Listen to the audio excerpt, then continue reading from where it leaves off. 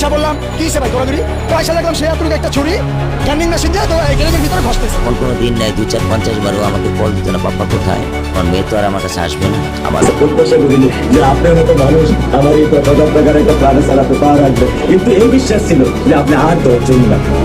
রামিশা মারা যাওয়ার পরে রামিশার বাবা যেই কথাগুলো বলেছিল সেই প্রত্যেকটি কথা পাবলিকের অন্তরে গেঁথে গিয়েছে। কারণ বাংলাদেশে কখনোই কোনো ধর্ষণের বিচার হয়নি, আর এই বিচারের শেষ পর্যন্ত কোনো রায় কার্যকরী হয় না, এমনটাই তিনি দাবি করেছিলেন সেই কথার মধ্যে, তার বক্তব্যের মধ্যে। কিন্তু সেই বক্তব্যই পাল্টে গেল যখন তারেক রহমান তার বাসায় হাজির হলেন এবং টাকার বান্ডেল হাতে পাওয়ার পরে যেন পুরোই পাল্টে গেলেন তিনি। কিন্তু এমনটা তো হওয়ার কথা ছিল না, যেখানে তার মেয়ে তাকে এত ভালোবাসত।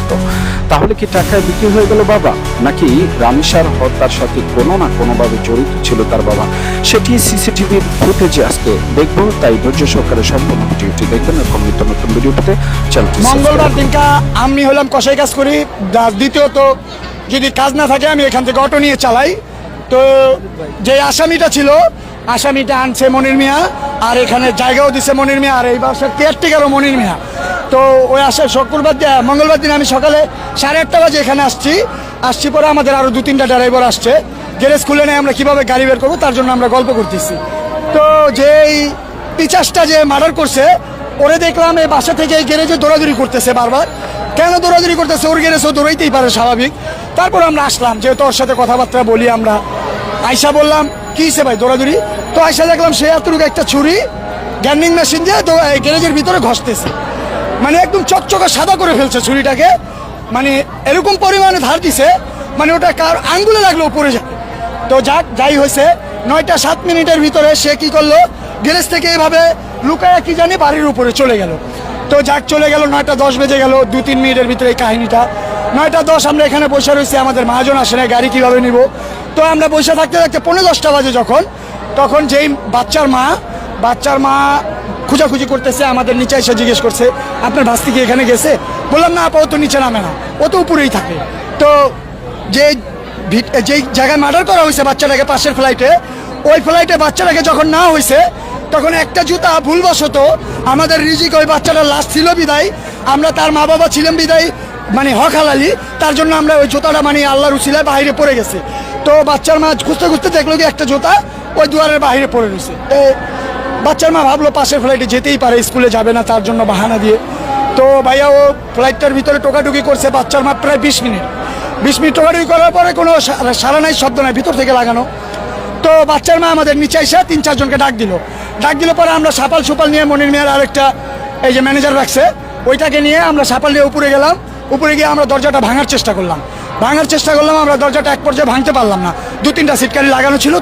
তো আমরা যতটুকু হোক এখানে একটা বোগলা করার পরে আমরা যখন ভিতর দিকে এক এক করে তাকালাম তখন শুধু রক্ত আর পানিগুলো ভাসতেছিল, মানে এই ডাইনিং রুমের ভিতরে, মানে কল সব ছাইড়ে দিছিল, তো মানে রক্তর কোনো চিহ্ন রাখার মানে চিন্তা ভাবনা ছিল না। তো লাস্টে আমরা যখন ঢুকলাম দরজাটা খোলার পরে, তারও 7-8 মিনিট পরে খুলছে, আমরা ওখান থেকে গ্যান্ডিংয়ের আওয়াজ পেয়েছি রুমের ভিতর থেকে।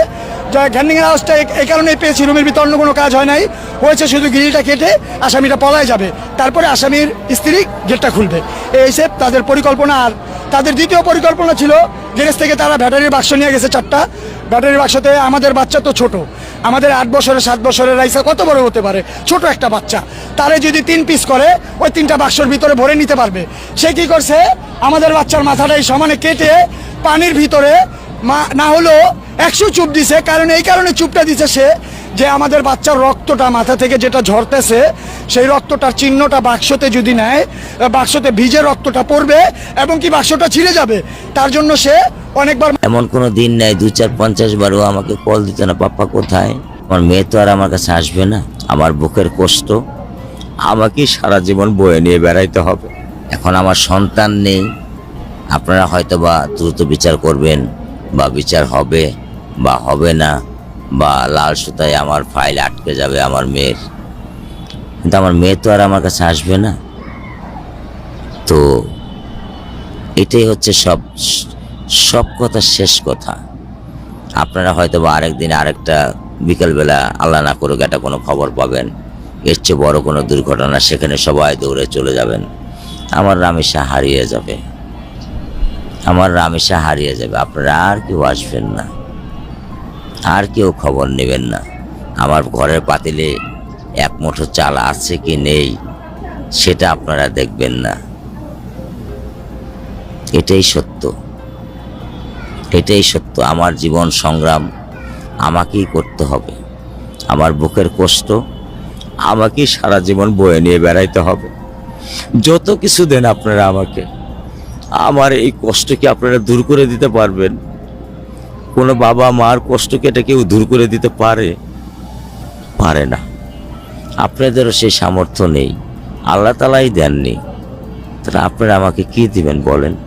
আপনাদের কাছে মিনতি, আমার জন্য, আমার পরিবারের জন্য একটু দোয়া করবেন, যেন আমরা এই সুখকে কাটায় উঠতে পারি, যেটা জানি সম্ভব না। কারণ সকাল থেকে এ পর্যন্ত আমার বড় মেয়েকে আমি 50 বার ডাক দিচ্ছি রামিসা বলে, একবারও মুখ থেকে আমার রাইসা বের হয়নি।